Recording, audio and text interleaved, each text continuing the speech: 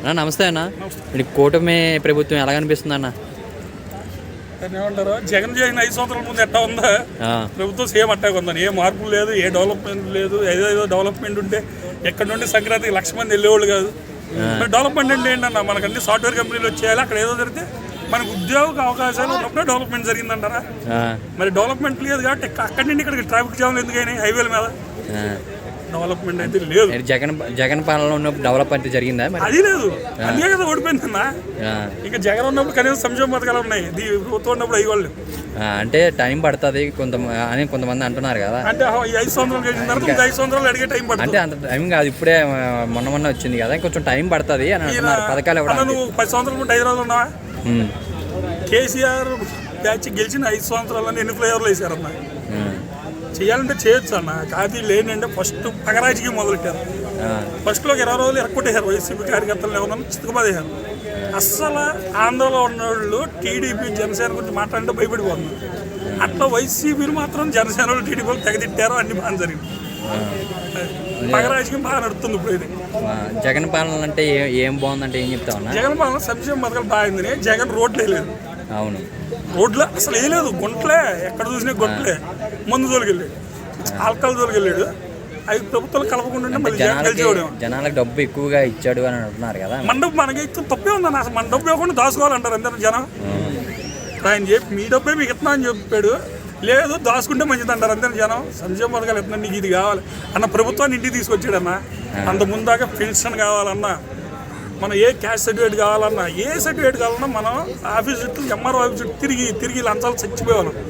Volunteer మన ఇంటికి వచ్చి నువ్వు చెప్పు బాబు, నువ్వు ఇది పెట్టుకో, నీకు ఈ అర్హత ఉందని అంటే దీనికి కూడా చాలా మంది ఏమన్నారంటే ప్రజల్ని సోమరిపోతుల్ని చేసిండు జగన్ అని చాలా మంది అన్నారు. అది ఇప్పుడు మనకు కావాల్సింది ఏంటంటే కెన్యాలాగా కావాలి. అసలు ఏది మనకి ఏ పథకాలు వద్దు, మనం డైరెక్ట్ గా 10 రూపాయలు ఇచ్చి వెనకాల 100 రూపాయలు దొబ్బేస్తున్నారు. సరే అదే మాట ఒప్పుకుందాం, జగన్ సోమరిపోతులు చేసాడు అన్నాం. మరి ఈయన గెలిచే ముందు ఏం చెప్పింది ఏంటి? అమ్మఒడి పెంచుతా, పెన్షన్ పెంచుతా, ఆ పథకం పెంచుతా, ఈ పథకం పెంచుతా. మరి ఏం చేసేది ఏంటి? సోమరిపోతులు కదా. టైం పడుతుంది కొంచెం. ఏంటి పథకాలు అమలు పరుచుదా?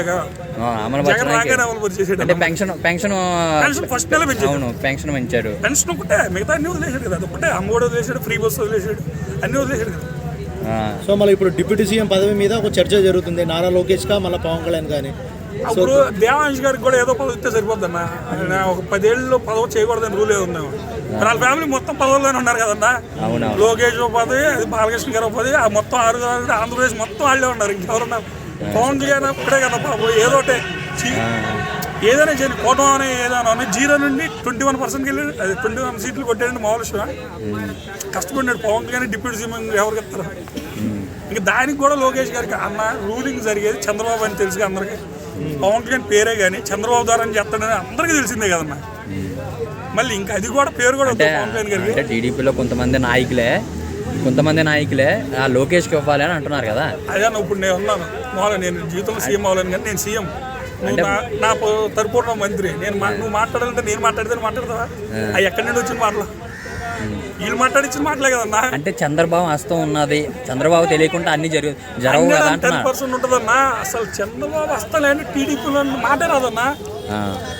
ఎన్టీ రామారావు చెప్పాడు అన్న డైరెక్ట్, నా పార్టీ లాక్కొని చంద్రబాబు బాబు అని ఒక ఇంటర్వ్యూలో. అదే పట్టించుకోలేదు. ఒకవేళ ఇప్పుడు చంద్రబాబు అనేది తప్పుకుంటే ఇప్పుడు సీఎం పదవి ఎవరికి ఇస్తారనుకుంటే? చంద్రబాబు ఎందుకు తప్పుకుంటాడు అన్న? అంటే మీ ఊహ తప్పితే ఎట్లా తప్పుకుంటే? చాలా మంది గవర్నర్ ఇస్తారు, గవర్నర్ ఆలోచిస్తారు. అంత నుంచి తప్పుకునే ఛాన్స్ లేదు. ఆయన ఎందుకు తప్పుకుంటాడు అన్న? అసలు ఇంపాసిబుల్ కదా. సీఎం పదవి ఎందుకు తప్పుకుంటారా? ఎవరైనా తప్పుకున్నారా? అసలు మీరు ఎంతవరకు ఇండియాలో ఎక్కడ తప్పుకున్నట్టుందా? అంటే పదవి విరామం అయిపోయిన తర్వాత ఎవరికి ఇస్తారనుకుంటే ఏం చెప్తావన్నా? ఇప్పుడు ఆయన నా అబ్బాయికి ఇస్తారు. ఎప్పుడు నేను ఆంధ్రలో చదివేది. కొంతమంది ఏంటి పవన్ కళ్యాణ్ ఉంటే తప్పుకుంటే జనసేన ఒక పార్టీ అయిపోతాయి. ఇప్పుడు పోవటం ఏమి ఉండదు. టీడీపీ ఒక పార్టీ, జనసేన ఒక పార్టీ, జగన్ ఒక పార్టీ అయిపోతుంది. అప్పుడు జగన్ కొట్టుకుంటూ వెళ్ళిపోతాడు అని. ఇప్పుడు ఆల్రెడీ పవన్ కళ్యాణ్ మీద దూకుడు ఎక్కువగా సొంత నిర్ణయాలు తీసుకుంటున్నారని అంటున్నారు. అన్న ఉండాలి అన్న, దూకుడు లేకపోతే మనోళ్ళు మరి ఇదే దూకుడు లేదనుకో ఇటు అర్థం అంటారు, దూకుడు ఉందనుకో దూకుడు అంటారు. ఇప్పుడు ఏం చెప్పు ఇక పాపం. ఇప్పుడు వరకు పవన్ కళ్యాణ్ పరిపాలన ఎలా అనిపించింది అన్న? అదే అన్న, పవన్ కళ్యాణ్ చేసిన దాంట్లో మనకు అన్నింటిలో బాగా నచ్చింది ఆ రోడ్లు ఒకటే. మిగతా పరిపాలన ఎప్పుడు చేసేలా అంటే ప్రజల దగ్గరలో ఉంటున్నాడు కదా, ప్రజల దగ్గరలో ఉంటున్నాడు, అన్ని దగ్గరుండి చూసుకుంటున్నాడు. ఏ వచ్చినా సరే వెంటనే నిర్ణయాలు తీసుకుంటున్నాడు. అంటే మొన్న ఒక ఆమె ఇట్లా ఇంటర్వ్యూలో నారాయణ కాలేజీలో ఆ పాప చచ్చిపోయిందని చెబితే చచ్చిపోయిన వాళ్ళు తీసుకొస్తామని అన్నాడు అంటుంది. మరి దగ్గరలో ఉన్నట్ట అవునవును అన్న మనం కనపడేది నిజాలు కాదు కన్నా అక్కడ లోన్ ఎన్ని జరుగుతున్నాయో వాళ్ళు ఏం చేస్తున్నారో మనం ఒకసారి అలా ఆఫీస్కి వెళ్ళి పవన్ కళ్యాణ్కి ఏదన్నా సమస్య గురించి అయితే మనకు తెలిసింది. ఇంతకుముందు నాయకుల మీద కొంచెం బయటకు వచ్చి ఏదైనా అందరు నాయకులు ఆల్ క్యాడర్గా పనిచేస్తారన్న. ఇప్పుడు జగన్మోహన్ రెడ్డి అయినా టీడీపీ అయినా జనసేన అయినా ఎవరైనా ఆల్ క్యాడర్గా పనిచేస్తారు. ఇప్పుడు నేను జనసేన నాకు చేస్తారు బాగా, టీడీపీ టీడీపీ ప్రభుత్వం నుండి నాకు చేస్తారు, వైఎస్ జగన్ ఉన్నప్పుడు జగన్ పార్టీ చేస్తారు. అది మనమైనా అంతే కన్నా, మనమైనా మన ఇంటి వాళ్ళు చేస్తారు కానీ బయట వాళ్ళు చేస్తావా? వాళ్ళు వాళ్ళ పార్టీ వాళ్ళు ఇల్లు వాళ్ళు అనుకుంటారు, బయట వాళ్ళు బయట అనుకుంటారు. వాళ్ళ పార్టీ వాళ్ళే గొడవలు ఆడుకుంటున్నారు కదా పదవుల గురించి. అవ్వాలన్న అట్ట అయితేనే మళ్ళీ జగన్ వస్తాడు. ఇలాగే ఉంటే జనసేన టీడీపీ విడిపోయే అవకాశం ఉంటుంది కదన్న. అదే అన్న నేనంటున్నా, అట్లా విడిపోవాలి. ఇక్కడ పేదవాళ్ళు మంచి చేసి జగన్ ఓడిపోయాడు కదా ఇద్దరు కలిసి వల్ల. ఇప్పుడు జగన్ వస్తాడా మళ్ళీ? అయితే వీళ్ళిద్దరు విడిపోతే 100 200 300% వస్తాడు. విడిపోతే వీళ్ళిద్దరు విడిపోరన్న, ఇంపాసిబుల్. అదేదో పెద్ద ఇది లేకుండా విడిపోయే అవకాశం పవన్ కళ్యాణ్ తిట్టింది జగన్ కూడా అట్లా బాధపడలేదు, అట్లా తిట్టారు. టీడీపీ లోకేష్ సిబిఎన్ అన్ని మర్చిపోయి గెలిచిపోయారు కన్నా. మరి ఎట్లా గెలిచాడు మరి ఎవరికి? ఇప్పుడు అభివృద్ధి జరుగుతుంది అనుకుంటున్నారా? జరగదంటావా? జరుగుతూనే ఉంటుంది. ఇండియా డెవలప్మెంట్ ఎట్లా అవుతూనే ఉంటుంది, ఆంధ్రప్రదేశ్ జరుగుతూనే ఉంటుంది. ఎందుకంటే చంద్రబాబు మళ్ళీ నేను అభివృద్ధి చేస్తాను, అసలు అభివృద్ధి చేయడం అంటాను. ఆంధ్రప్రదేశ్ అభివృద్ధి అంటే ఏం చేయాలన్నా చెప్పు. అభివృద్ధి అంటే ఏం లేదన్న, మనకు కంపెనీలు రావాలి. ఇప్పుడు నువ్వు ఆంధ్రవాడు అనుకో, నువ్వు హైదరాబాద్ రావాల్సిన పని ఉండకూడదు. నీకు అక్కడే నువ్వు చదివిన పనికి నీకు అక్కడ ఉద్యోగం కల్పించాలి. అట్ట ఉద్యోగాలు ఉండే లెక్క ట్రాఫిక్ జామ్ అవ్వో హైవేల మీద. కంపెనీలు తీసుకురావాలి, కంపెనీలు తీసుకొస్తేనే కదన్నా అభివృద్ధి. కంపెనీలు ఒకటే జగన్మోహన్ రెడ్డి ఉన్నప్పుడు కాగ్నిజెంట్ ఏదో ఒక కంపెనీ వచ్చింది, టీడీపీ రంగానే వెళ్ళిపోయిందా? మరి అదేంటి?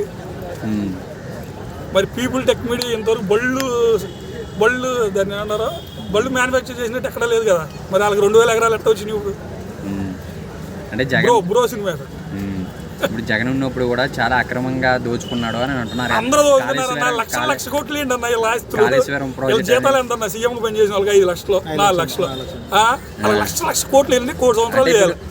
చంద్రబాబు నాయుడు అమరావతిని డెవలప్ చేస్తానని కంపల్సరీగా ఈ 5 సంవత్సరాలు అమరావతిని డెవలప్ చేస్తాను కనుక విజయవాడ ముంచేసింది. అటు వెళ్ళాల్సిన పాపం ఇటు పాలిస్తేనే కదన్నా. మరి అంటే ఒకటి డెవలప్ అవ్వాలంటే ఒకటి పోవాల్సిందే కదా ఎవరైనా.